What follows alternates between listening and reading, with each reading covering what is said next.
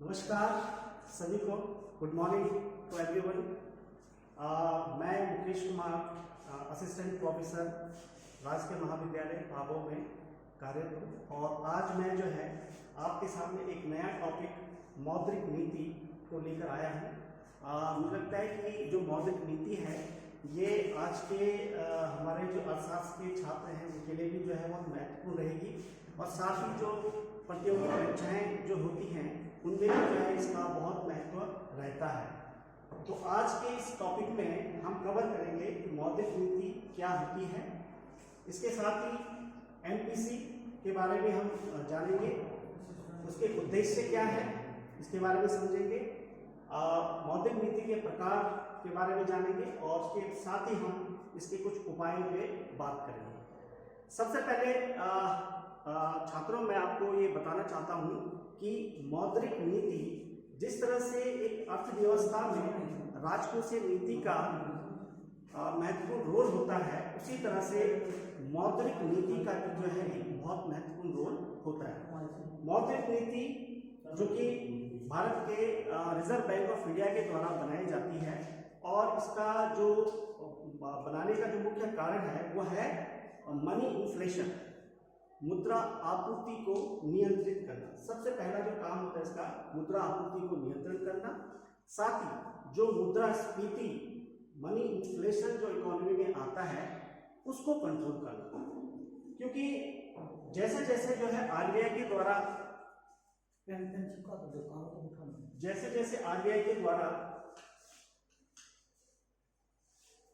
Money supply को जो है इकोनॉमी में डाला जाता है, जितना ज़्यादा जो है मनी सप्लाई की जाती है उससे जो है सबसे बड़ी समस्या आती है कि इकोनॉमी में जो है मनी का सर्कुलेशन बढ़ जाता है और जब मनी का सर्कुलेशन बढ़ जाता है तो लोगों के हाथों में जो है ज़्यादा पैसा आता है, उसकी जो परचेजिंग पावर है वो बढ़ जाती है।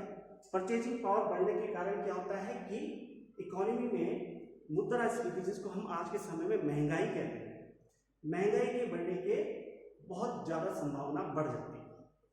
इसीलिए जो है मौद्रिक नीति को बनाने का मुख्य कारण होता है कि इन्फ्लेशन को कंट्रोल करना, मनी सप्लाई को इस तरह से जो है जितनी ज़रूरत है इकोनॉमी के अंदर मनी सप्लाई की, मुद्रा आपूर्ति की, उतना ही मनी सप्लाई जो है उसको इकोनॉमी में सर्कुलेट किया जाता है। इस तरह से मौद्रिक नीति के अंतर्गत जो है नंबर 1 मुद्रा आपूर्ति,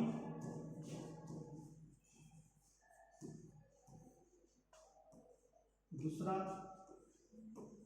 मुद्रा स्फीति,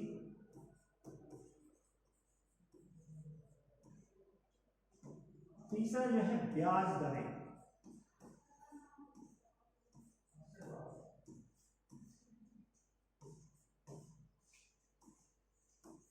कीमत स्थिरता।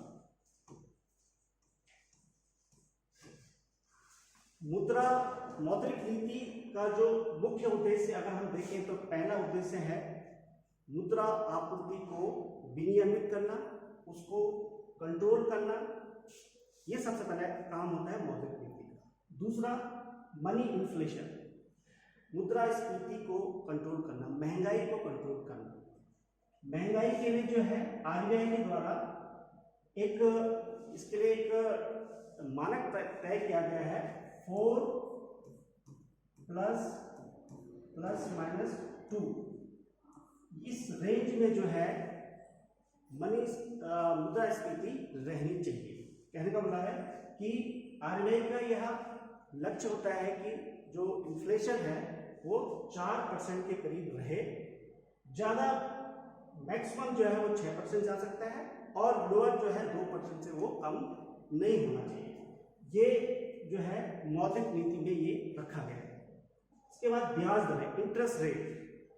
अब जो मौद्रिक नीति बनाई जाती है उसमें ब्याज दरों का बहुत अहम रोल होता है और ब्याज दरों के कारण ही जो है मनी सप्लाई को पूरी इकोनॉमी के अंदर जो है विनियमित किया जाता है, उसको रेगुलेट किया जाता है, सर्कुलेट किया जाता है।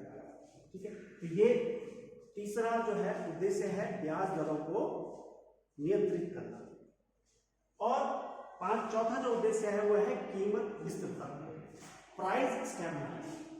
प्राइस स्टेबिलिटी जो है वो भी जो है मौद्रिक नीति का उद्देश्य है।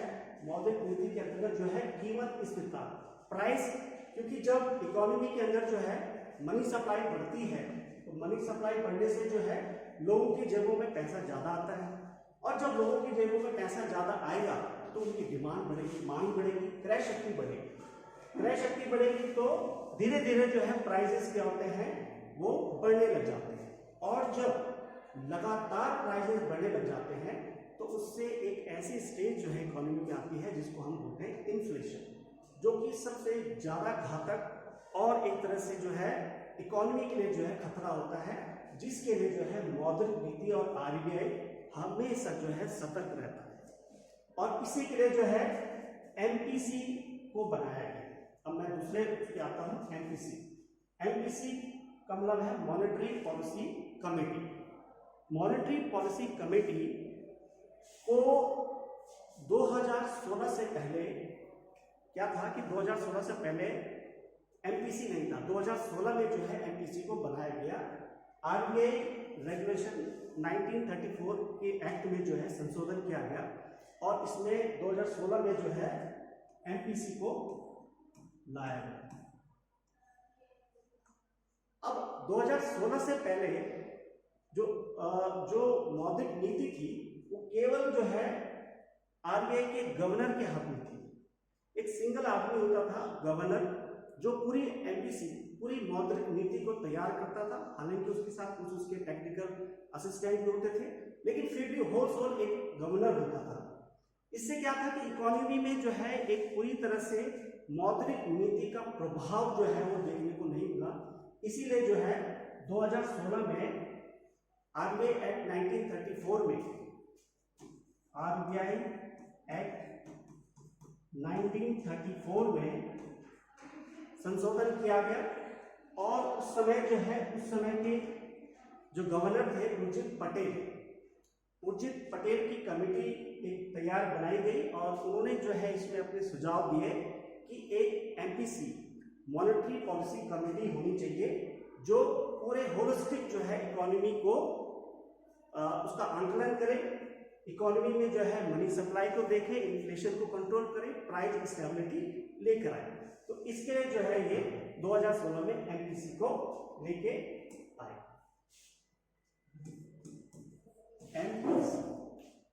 एमपीसी का स्ट्रक्चर मैं आपको बता देता हूं। एमपीसी के में कुल 6 मेंबर होते हैं। 6 मेंबर जो है इसमें है।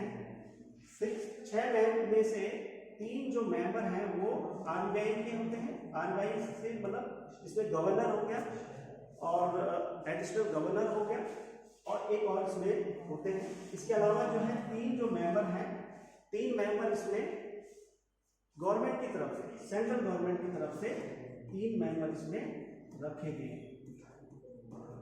इस तरह से एमपीसी में 6 मेंबर होते हैं जो साल में कम से कम 4 बार जो है पूरी इकोनॉमी का आंकलन करते हैं।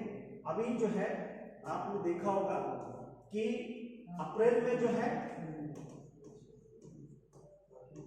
अप्रैल 2025 में एमपीसी की बैठक हुई थी, जिसमें जो है उन्होंने पूरा जो है पूरी जो इंटरेस्ट रेट है, इंटरेस्ट रेट को जो है उसमें चेंज किया, उसमें परिवर्तन किया। जैसे रेपो रेट था तो रेपो रेट को उन्होंने घटा करके 6% लाए हैं, जो मैं भी आगे आपको उसमें अभी बताने जा रहा हूँ। तो इस तरह से ये रहा एमपीसी का स्ट्रक्चर, जिसमें 6 मेंबर होते हैं, और ये 6 जो मेंबर होते हैं ये बहुत ही पैनी नज़र से जो है पूरी अर्थव्यवस्था का आंकलन करते हैं, और ज़्यादा इनका जो मेन जो फोकस होता है वो प्राइस स्टेबिलिटी भी होता है, इन्फ्लेशन को कंट्रोल करना होता है, और कितना मनी सप्लाई जो है इकोनॉमी में होना चाहिए, कितना नहीं होना चाहिए, इस चीज़ का पूरा वो आंकलन करते हैं। तो ये इनका पूरा दायित्व रहता है। अब मैं इसमें आपको बताऊंगा मौद्रिक नीति के प्रकार। मौद्रिक नीति भी दो प्रकार की होती है। एक होती है पहली विस्तारवादी मौद्रिक नीति, विस्तारवादी मौद्रिक नीति,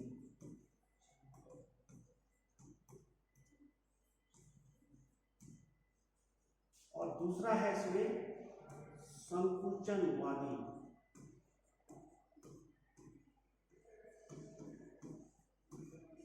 मौद्रिक नीति।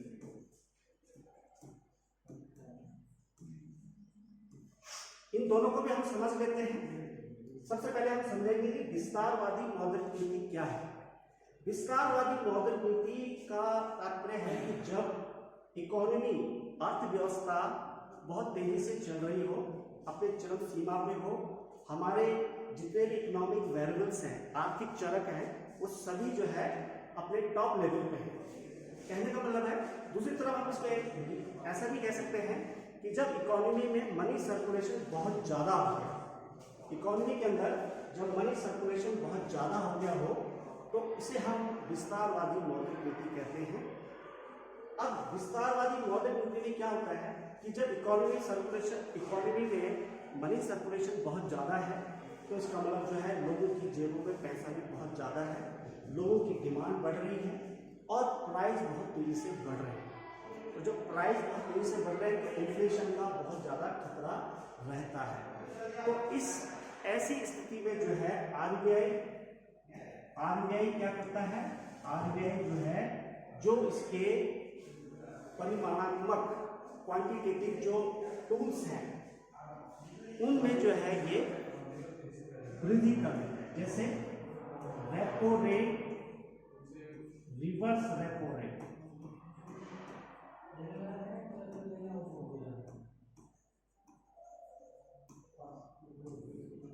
रेपो रेट और रिवर्स रेपो रेट में जो है वृद्धि कर देता है। अब वृद्धि क्यों करता है? क्योंकि वृद्धि करने का उद्देश्य है कि मनी सप्लाई को कंट्रोल किया जाए, मनी सप्लाई को ज़्यादा मनी को जो है इकोनॉमी में ना लाया जाए। क्योंकि अगर इंटरेस्ट रेट जब बढ़ेंगे तो जितने भी कमर्शियल बैंक हैं वो सारे के सारे जो है अब आरबीआई से कम लोन लेंगे, कम ऋण लेंगे, तो इससे क्या होगा, इकोनॉमी में पैसा जो है बहुत कम आएगा, और जब पैसा कम आएगा तो धीरे धीरे जो है इकोनॉमी में जो है प्राइस जो है वो अपने स्टेबल अवस्था में आ जाएंगे, स्टेबिलिटी में आ जाएंगे। तो इसलिए जो है विस्तारवादी मौद्रिक नीति में मौद्रिक नीति का जो मुख्य उद्देश्य होता है वो रेपो रेट और रिवर्स रेपो रेट, इन दोनों में जो है वृद्धि करें, इन दोनों को जो है बढ़ाया जाता है ताकि इकोनॉमी के अंदर जो है पैसा जो है कम आए, लोगों की जेबों में पैसा कम आए। इसके लिए जो है रेपो रेट और रिवर्स रेपो रेट को बढ़ा दिया जाता है। अब दूसरी स्टेज आती है संकुचनवादी। संकुचनवादी का मतलब जो है जब इकोनॉमी में बहुत सुस्ती रहती है, जब मंदी का समय रहता है, और जब मंदी का समय रहता है तो ज़्यादातर जो इकोनॉमिक वेरिएबल्स है, जैसे उत्पादन का स्तर बहुत कम है इकोनॉमी में, और जो है रोजगार जो है बहुत, रोजगार के अवसर नहीं है, बेरोजगारी बहुत ज़्यादा है, और डेवलपमेंट जो वर्क है उनमें जो है हमें पैसे की ज़रूरत है, मनी की ज़रूरत है। तो ऐसी स्थिति जो होती है वो एक तरह से मंदी की स्थिति होती है, और जब मंदी की स्थिति होती है तो हमें अपना इकोनॉमिक ग्रोथ भी करना है, डेवलपमेंट भी करना है, ये भी हमारा इसमें उद्देश्य होता है। तो इसके लिए जो है आरबीआई क्या करती है, संकुचनवादी मौद्रिक नीति में repo rate, reverse repo rate और जो अन्य टूल्स हैं आरबीआई के, उन सब में जो है कमी कर देती है, उनको रिड्यूस कर देती है, पहले की तुलना में उनमें कमी कर देती है। इस तरह से जो है जब reverse repo rate, reverse repo rate या सीआरआर, एसएलआर, ये काफ़ी चीज़ें जो मैं अभी आगे आपको समझाऊंगा, तो इनमें जब कमी होती है तो कमी होने से उसका रिजल्ट ये निकलता है कि जितने भी कमर्शियल बैंक हैं, वाणिज्यिक बैंक हैं, ये जाकर के आरबीआई के पास जाते हैं और आरबीआई से जो है ऋण के रूप में जो है वो ज़्यादा से ज़्यादा पैसा लेके आते हैं। क्योंकि अब जो है पहले की तुलना में जो है इनकी जो इंटरेस्ट की जो लागत है वो कम हो जाती है, और जब इंटरेस्ट की लागत कम होगी तो ये ज़्यादा से ज़्यादा पैसा जो है आरबीआई से ऋण के रूप में लेंगे, और जब ऋण के रूप में लेंगे तो वही पैसा जो है इकोनॉमी में आएगा, बिजनेस में आएगा, ठीक है, और व्यापार में आएगा, उद्योग धंधों में आएगा, कहीं ना कहीं जो उससे क्या होगा, फिर रोजगार बढ़ेगा।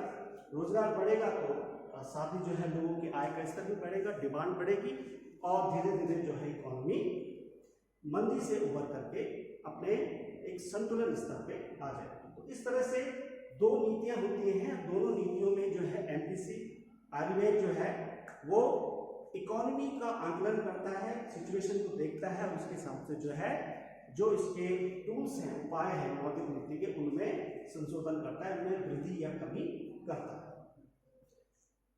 अब ये इसके साथ ही जो है हम यहाँ पर समझेंगे कि जो इसके टूल्स हैं वो क्या क्या है। तो अब हम टूल्स पे ज़्यादा ध्यान देते हैं। उपाय, मौद्रिक नीति के उपाय। अभी तक तो हमने पढ़ा कि मौद्रिक नीति क्या है, मौद्रिक नीति के उद्देश्य क्या है, मौद्रिक नीति के प्रकार और एमपीसी, इनके बारे में हमने अभी तक पढ़ा। अब हम देखेंगे कि आखिर वो कौन से टूल हैं जिसके कारण जो एमपीसी और आरबीआई वो पूरे इकोनॉमी में जो है मनी सप्लाई को रेगुलेट करता है, कैसे जो है प्राइस को जो है स्टेबल करने का प्रयास करता है, कैसे वो जो है इंटरेस्ट रेट को कंट्रोल करता है, इन सब के बारे में जो है ये पूरा डिटेल में जो है इसमें मौद्रिक नीति के जो टूल्स हैं वो हमें बताते हैं कैसे हम जो है इकोनॉमी में कंट्रोल कर सकते हैं। तो इसमें जो पहला जो इसमें टूल है परिमाणात्मक उपाय। परिमाणात्मक उपाय 17.5 मिनट हो गए। इस सेशन में हम जो है ये परिमाणात्मक के बारे में पढ़ेंगे। इसके बाद जो अगला जो सेशन होगा हमारा उसमें हम जो है इसके गुणात्मक जो उपाय है उनके बारे में पढ़ेंगे। सबसे पहले जो है इसमें आता है सीआरआर, दूसरा इसमें आता है एसआरआर। ये दोनों एक तरह से रिजर्व होते हैं। सीआरआर कैश रिजर्व रेशियो और SLR statutory liquidity ratio. CRR जो है वो प्रत्येक वाणिज्यिक बैंकों को आरबीआई के पास अपने कुल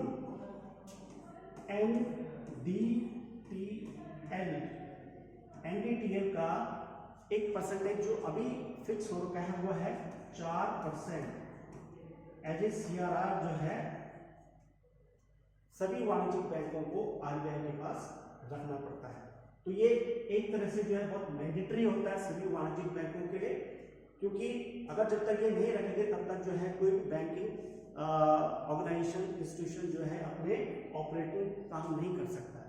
तो इसलिए सीआरआर जो है अपने कुल NDTL net deposit and net demand and time deposit जो होता है इसका 4% जो अभी जो है ये तय है मौद्रिक नीति एमपीसी ने इसको फिक्स कर रखा है 4%। तो सीआरआर के रूप में जो है सभी वाणिज्यिक बैंकों को आरबीआई के पास रखना होता है। इसके बाद भी जो है वाणिज्यिक बैंक ऑपरेशन तब तक नहीं कर सकते हैं जब तक उनको एसएलआर भी जो है एक तरह से रिजर्व है, स्टैट्यूटरी लिक्विडिटी रेशियो, ये भी जो है सभी बैंकों को 19.5% ये फिक्स किया हुआ है। ये अभी जो है इस एसएलआर जो रेट है हमारी 19.5% है। तो 19.5% जो है स्टैट्यूटरी लिक्विडिटी रेशियो को सभी वाणिज्यिक बैंकों को, इसको जो है आरबीआई के पास नहीं रखना है बल्कि इसको सभी बैंकों को अपने पास रखना पड़ता है। सभी बैंकों को ये एसएलआर के रूप में अपने पास एज ए कोर्स रखना पड़ता है, और इस कोर्स का जो है बैंक जो है यूज नहीं कर सकता है, ऑपरेटिंग में यूज नहीं कर सकता है। इस एसएलआर में जो है सभी बैंकों को कैश के रूप में गोल्ड के रूप में, और साथ ही जो है बॉन्ड्स के रूप में जो है गवर्नमेंट बॉन्ड्स, ट्रेजरी बिल्स, इस रूप में जो है एसएलआर सभी बैंकों को अपने पास रखना पड़ता है। तो क्योंकि आज का जो है हमारा ये सेशन जो है काफ़ी बड़ा हो गया है, मैं अगले वीडियो में जो है आपको इसके जो परिमाणात्मक उपाय हैं जिसमें repo rate, reverse repo rate, इनके बारे में मैं आपको अवगत कराऊंगा। और तब के लिए बहुत बहुत धन्यवाद। Thank you.